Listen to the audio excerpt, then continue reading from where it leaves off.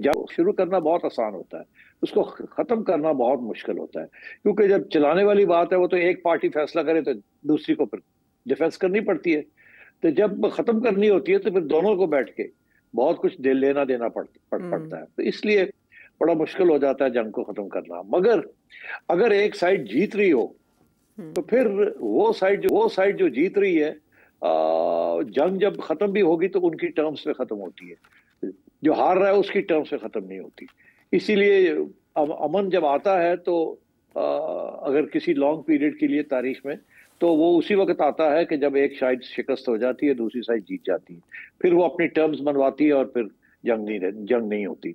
तो यहाँ तो सूरत हाल बड़ी कॉम्प्लिकेटेड है, क्योंकि यूक्रेन एक जमाने में सोवियत यूनियन का हिस्सा था, इसीलिए वहाँ बहुत से इलाके ऐसे हैं जहाँ रशियन बोली जाती है एंड सो ऑन। अब लोग भूल गए हैं कि यूक्रेन रशिया का वो सोवियत यूनियन का वो हिस्सा था जहाँ सबसे ज्यादा न्यूक्लियर इंस्टॉलेशंस थी और सबसे ज्यादा प्रोडक्शन थी टैंक्स की एंड स्टफ लाइक दैट। तो वो तो एक उनका होम बेस था, जो कि obviously after the breakup of the Soviet union वो अलग हो गया।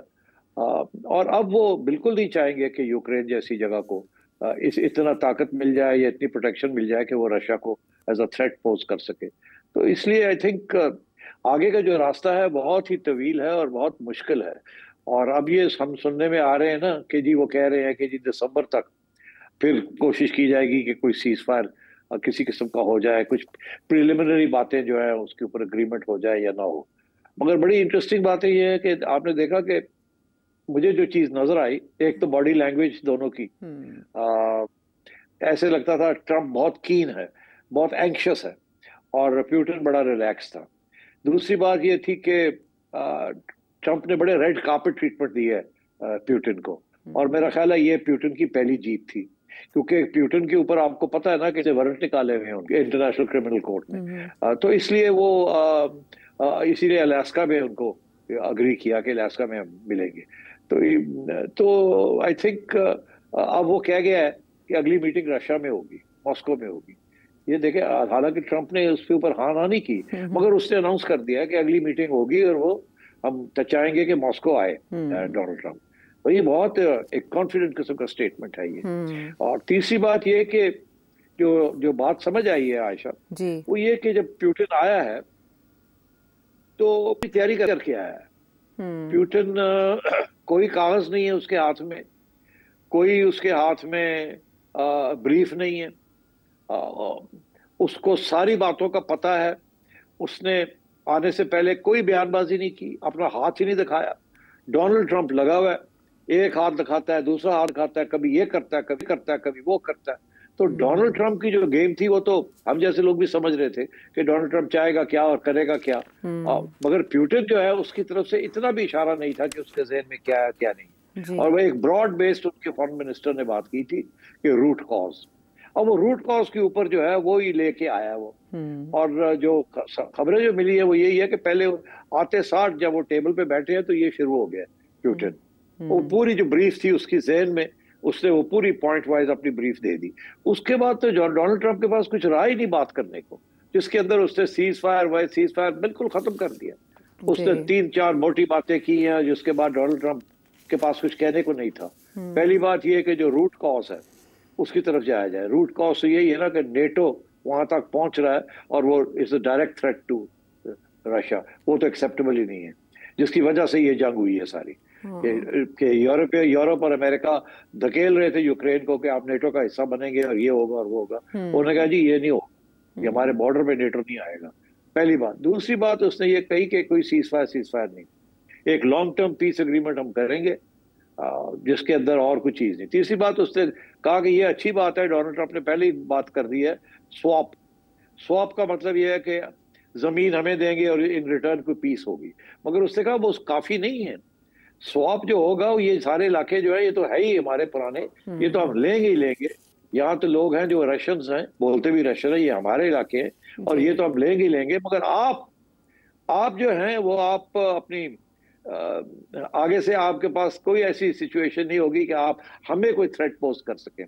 नेटो में भी नहीं होंगे और आप आपकी फौज की जो है आपकी वो हमें थ्रेट नहीं पोज कर सकती।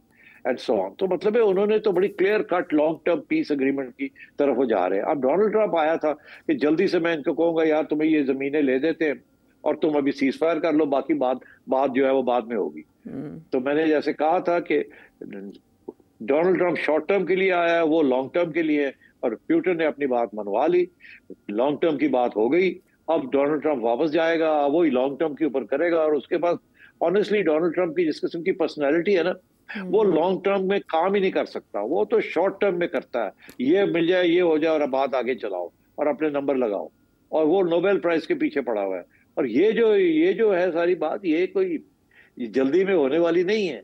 अगर इनका ख्याल है कि ये जल्दी में हो जाए और मुझे नोबेल प्राइज मिल जाए, ये होने वाला नहीं है। और ये अभी एक मीटिंग में भी नहीं होना। अभी तो डोनाल्ड ट्रंप ने जो रोल अदा करना है वो बड़ा अब और भी मुश्किल हो गया है। एक तरफ उसने यूरोप को अग्री करवाना है, दूसरी तरफ उसने ज़ेलेंस्की को अग्री करवाना है, तीसरी तरफ उसने पुतिन को अग्री करवाना है। It's not easy, it's going to be very difficult. और इसमें इतनी कुव्वत, मैं समझता हूँ डोनाल्ड ट्रंप में इतनी हिम्मत नहीं है कि वो लॉन्ग टर्म को इस किस्म की नेगोशिएशन करे। उसका नेचुरल रिस्पॉन्स इसके ऑर्डर करो, अगर नहीं होता तो हट जाओ, पीछे हट जाओ। तो हाँ, तो मेरा ख्याल है कि ये इतनी आसानी के साथ डोनाल्ड ट्रंप को नोबेल प्राइज नहीं मिलेगा। ठीक, नेचुरल रिस्पांस की आपने बात की, तो अमेरिकन प्रेसिडेंट इससे पहले जब जिससे मिलते रहे, ज़ेलेंस्की की सबसे बड़ी जो मुलाकात हमारे सामने है वीडियो में कि उनके साथ वो कैसा सलूक कर रहे थे वहाँ बैठे। लेकिन प्रेसिडेंट पुतिन उन्हें सीज़ फायर को से हटा के पीस एग्रीमेंट की तरफ ले आए। फिर आपने कहा कि सारी बातें पुतिन के पर्सपेक्टिव से सामने आई हैं और इस्टेब्लिश हुई हैं, लेकिन इसे 10/10 भी कह रहे हैं प्रेसिडेंट ट्रंप, और वो प्रोडक्टिव भी कह रहे हैं। इससे 2 दिन पहले वो रशिया पे सैंक्शंस लगाने का कह चुके हैं, बट न्यूयॉर्क टाइम्स कह रहा है no deal and no consequences even for Russia. इसकी क्या वजह हो सकती है? क्यों इतने वीक साबित हुए ट्रंप, और क्या ये ब्लो है उनके स्टेचर को, ये मुलाकात? मेरा ख्याल है अभी तो जो सब तबसरे आएंगे या आ रहे हैं, वो तो यही कहेंगे कि प्यूटन नंबर ले गया और तुम्हें कुछ नहीं मिला और तुम तो बुड़के मारते रह गए। तो इसलिए आई थिंक डोनाल्ड ट्रंप तकलीफ तो होगी। और मैं समझता हूँ कि उसका पहला रिस्पॉन्स यही होगा कि वो फिर बुड़के मारने शुरू कर देगा कि ताकि वो प्रेशर ऑन रशिया रहे। तो इसलिए ये इम्पोर्टेंट है, क्योंकि वो इंडिया वाले शायद सोच रहे हों कि इनकी जल्दी से डील हो और हमारे ऊपर जो पाबंदियां हैं या जो टैरिफ्स लगाए जा रहे हैं वो फिर उतार दिए जाए। मगर वो अभी होने को नहीं जा रहा फौरी तौर पे, वो तो वक्त लगेगा, और that is part of the peace deal. तो मैं समझता हूँ शॉर्ट टर्म में लोग अब वो कहते हैं चूंडियां वढ़नगे डोनाल्ड ट्रंप नो, कहो तू तो कहना तो होया कुछ नहीं। ऊपर से पुतिन की जो अहमियत है और स्टैचर है वो बढ़ गया है, बहुत बढ़ गया है। कद छोटा है डोनाल्ड ट्रंप का, लंबा है, वो उल्टे हो गया। अभी जो कार्टून बन रहे हैं उसके अंदर पुतिन लंबा हो गया और ट्रंप जो है वो छोटा सा हो गया। और पुतिन ने जैसे पेट्स को रस्सी के साथ बांध के नहीं चलाते, वैसे वो चला रहा है। तो मेरा ख्याल है इसमें तो सारी गेंद जो है वो पुतिन की है। और उसके पीछे सिर्फ एक ही इम्पोर्टेंट फैक्ट है, वो ये कि इस वक्त ग्राउंड फोर्सेस में पुतिन जीत रहा है और यूक्रेन हार रहा है। और यूरोप के पास इतने वसाइल नहीं है कि वो ज़ेलेंस्की की फुल फ्लैश मदद कर सके। वो सारी की सारी जो है मदद वो डोनाल्ड ट्रंप ही कर सकता है। अब मेरा ये ख्याल है कि ये अभी डोनाल्ड ट्रंप ज़ेलेंस्की को जो बुलाया है उसने उधर के आ जाओ, उसको बताएगा। ज़ेलेंस्की मैं नहीं समझता कि अपना मौक़िफ़ चेंज करेगा, स्ट्रेट अवे नहीं करेगा। उसका वही मौक़िफ़ है कि मैं तो नहीं कर सकता, आइन नहीं बदल सकते, ये हमें क्या मिलेगा इसमें से, वगैरह वगैरह।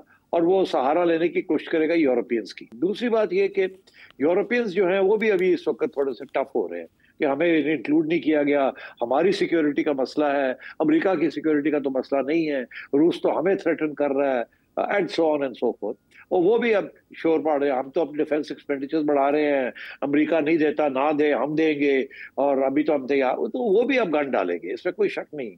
और डोनाल्ड ट्रंप फ्रस्ट्रेट हो जाएगा, मेरा ख्याल है। वो ज़ेलेंस्की को भी नहीं मना सकता और उधर उसको भी नहीं। उसके पास सिर्फ एक हथियार है, वो ये है कि वो नेटो को पैसे देना जो है बंद कर देगा, उधर वो ज़ेलेंस्की को हथियार देने बंद कर देगा कि ये और पीछे हटे। अच्छा। मगर क्या रशिया के ऊपर भी साथ प्रेशर रखेगा कि आप भी तैयारी करें? मेरा ख्याल है वो तीनों तरफ खेलेगा।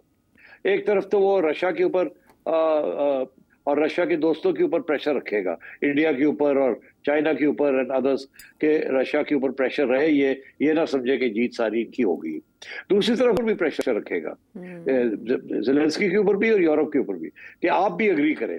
बिकॉज देखिए ये बहुत बड़ी हार होगी डोनाल्ड ट्रंप की अगर ये मामला तय ना कर पाया, बिकॉज उसका सारा एजेंडा यही था कि फॉरएवर वॉर्स को मैंने खत्म कर, क्योंकि इंडिया पाकिस्तान की तो कोई खास बात नहीं थी, वो तो किसी वक्त फिर गड़बड़ हो सकती है, जैसे नरेंद्र मोदी बातें कर रहे हैं वो तो फिर किसी वक्त वो भी हम डिस्कस कर सकते हैं। और तो इसलिए मेरा ख्याल है डोनाल्ड ट्रंप जैसे कहते हैं ना एक वुंडेड किस्म का टाइगर होगा, वो अब तीनों तरफ अपना प्रेशर डालने की कोशिश करेगा कि आप ताकि उसके लिए कुछ इसमें से जीत निकले।